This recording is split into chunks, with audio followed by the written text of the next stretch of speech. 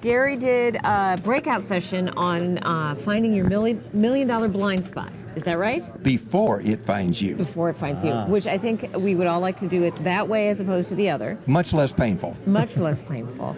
So if you had one tip to give our virtual audience about what they should be paying attention to, what they should do in their business, what would it be?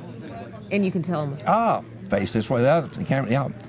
The day that you stop working on the next product or service is the day your business begins to die. That's simple. It is, and I know you shared some principles about how to find that blind spot. Can you run them down for I'll us? do it extremely at warp speed. All right. Number one, you've got to know where you make your money now and in the future. Number two, what are you going to do when your customers have a change that impacts you now and in the future? Number three, be it your financial statement, balance sheet, or your procedures, where are you overly optimistic that what you have still has the amount of value you have invested in it now and in the future? Number four is opportunity cost. Where could you and should you move people, money, and resources? And number five, puffery. Where are you kidding yourself or kidding outsiders? Every group I help when I do this survey, 2 of the 5 of those will impact everybody who's listening. Wow. So Gary, you worked for big companies, and now you consult with people of business of all sizes. When it comes to that whole financial side of keeping your eye on things, what's important for speakers?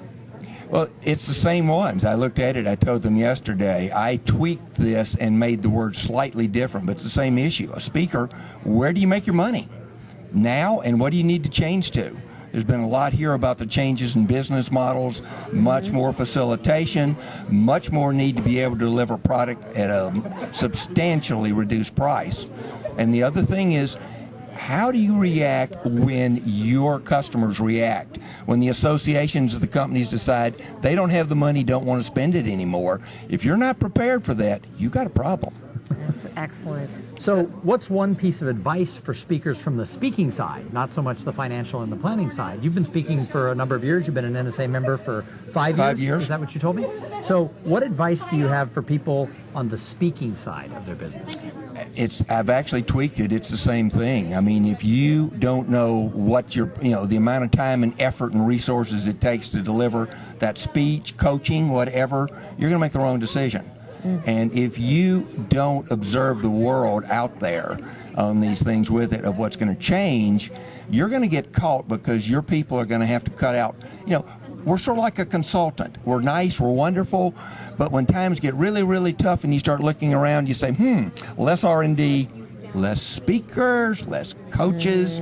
You've got to keep an eye ahead that's looking in the rear view mirror back there. You run over an awful lot of trash cans and objects in the road if you don't look forward as opposed to just backwards. That's excellent advice. Excellent advice. No. Thank you so much for joining us and for sharing with our virtual audience. Awesome. Glad to help. Thank you. All right, Appreciate thank it. you. And we'll have you roll out.